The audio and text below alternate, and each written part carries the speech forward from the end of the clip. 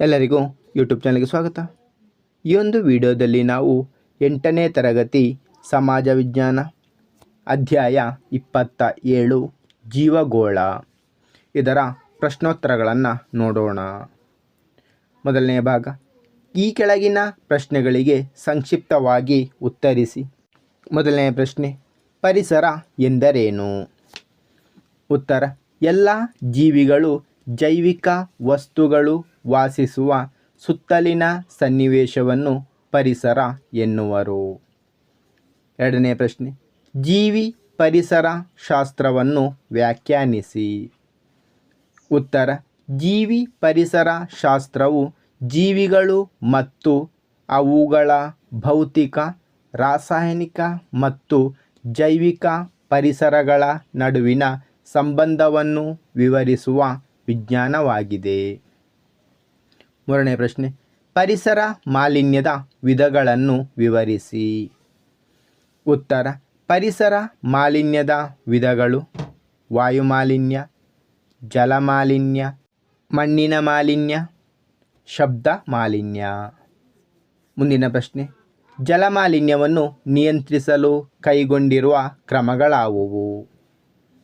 ಉತ್ತರ, ಜಲಮಾಲಿನ್ಯವನ್ನು ನಿಯಂತ್ರಿಸಲು ಕೈಗೊಂಡಿರುವ ಕ್ರಮಗಳು ಕೈಗಾರಿಕಾ ತ್ಯಾಜ್ಯ ವಸ್ತುಗಳನ್ನು ಸಂಸ್ಕರಿಸುವುದು, ಕುಡಿಯುವ ನೀರಿನ ಮೂಲಗಳನ್ನು ಸ್ವಚ್ಛಗೊಳಿಸುವುದು, ಚರಂಡಿ ನೀರನ್ನು ಸಂಸ್ಕರಿಸುವುದು, ಕಸದ ರಾಶಿಗಳನ್ನು ಜಲರಾಶಿಗಳಲ್ಲಿ ಹಾಕುವುದನ್ನು ನಿಲ್ಲಿಸುವುದು.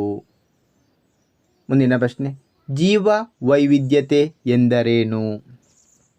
ಉತ್ತರ, ಒಂದು ಭೂಭಾಗದಲ್ಲಿ ಕಂಡುಬರುವ ಎಲ್ಲ ಬಗೆಯ ಸಸ್ಯಗಳು ಹಾಗೂ ಪ್ರಾಣಿ ಪ್ರಭೇದಗಳನ್ನು ಜೀವ ವೈವಿಧ್ಯ ಎಂದು ಕರೆಯುವರು. ಮುಂದಿನ ಭಾಗ, ಈ ಕೆಳಗಿನ ಪರಿಕಲ್ಪನೆಗಳ ಅರ್ಥ ಬರೆಯಿರಿ. ಜೀವಗೋಳ, ನಮಗೆ ತಿಳಿದಿರುವಂತೆ ವಿವಿಧ ಬಗೆಯ ಜೀವಿಗಳನ್ನು ಒಳಗೊಂಡಿರುವ ಏಕೈಕ ಗ್ರಹ ನಮ್ಮ ಭೂಮಿ. ಜೀವಗೋಳವು ಭೂಮಿಯ 4ನೆಯ ಆಯಾಮವಾಗಿದ್ದು ಎಲ್ಲ ರೀತಿಯ ಜೀವಿಗಳನ್ನು ಒಳಗೊಂಡಿದೆ. ಮುಂದಿನ ಪರಿಕಲ್ಪನೆ, ಪರಿಸರ ಅಸಮತೋಲನ. ಪರಿಸರ ಮಾಲಿನ್ಯದಿಂದಾಗಿ ಭೂಮಿಯ ಮೇಲೆ, ಜೀವಿಗಳ ಮೇಲೆ ಮತ್ತು ಪರಿಸರದ ಮೇಲೆ ಆಗುವ ತೊಂದರೆಗಳನ್ನು ಪರಿಸರ ಅಸಮತೋಲನ ಎನ್ನುವರು. ಮುಂದಿನ ಪರಿಕಲ್ಪನೆ, ಜಾಗತಿಕ ತಾಪಮಾನ ಹೆಚ್ಚಳ. ಭೂಮಿಯ ಉಷ್ಣಾಂಶವು ದಿನಗಳು ಕಳೆದಂತೆ ನಿಧಾನವಾಗಿ ಹೆಚ್ಚುತ್ತಿದೆ. ಇತ್ತೀಚಿನ ಕೆಲವು ವರ್ಷಗಳಿಂದ ವಾಯುಮಂಡಲದ ಉಷ್ಣಾಂಶವು ಸ್ವಲ್ಪ ಪ್ರಮಾಣದಲ್ಲಿ ಹೆಚ್ಚಾಗಿದೆ.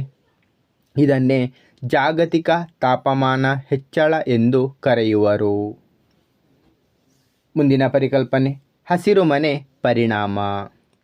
ಇಂಗಾಲದ ಡೈಆಕ್ಸೈಡ್ ಮತ್ತು ಇತರೆ ಹಸಿರುಮನೆ ಅನಿಲಗಳು ಭೂಮಿಯಿಂದ ಬಿಡುಗಡೆಯಾಗುವ ಉಷ್ಣಾಂಶವನ್ನು ಹೊರಹೋಗಲು ಬಿಡದೆ ಹೀರಿ ಸಂಗ್ರಹಿಸುವುದರಿಂದ ವಾಯುಮಂಡಲದ ಉಷ್ಣಾಂಶವು ಹೆಚ್ಚುವುದು. ಇದನ್ನೇ ಹಸಿರುಮನೆ ಪರಿಣಾಮವೆಂದು ಕರೆಯುವರು. ಮುಂದಿನ ಪರಿಕಲ್ಪನೆ, ಓಝೋನ್ ಪದರದ ಕ್ಷೀಣತೆ. ವಾಯುಮಂಡಲದ ಸಮೋಷ್ಣ ವಲಯದಲ್ಲಿ ತೆಳುವಾದ ಓಝೋನ್ ಅನಿಲದ ಪದರವಿರುವುದು.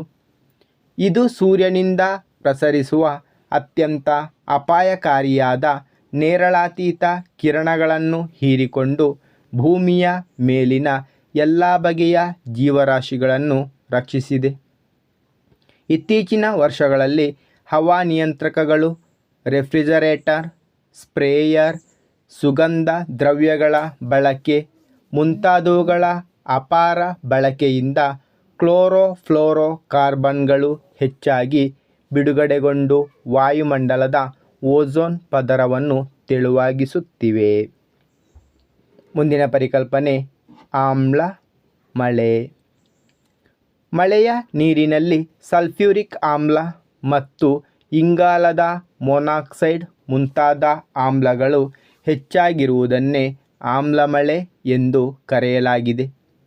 ಈ ರೀತಿಯ ಮಳೆ ಅತ್ಯಂತ ವಿಷಕಾರಿಯಾಗಿದ್ದು ಜಲಚರಗಳ ನಾಶಕ್ಕೆ ಕಾರಣವಾಗುವುದು.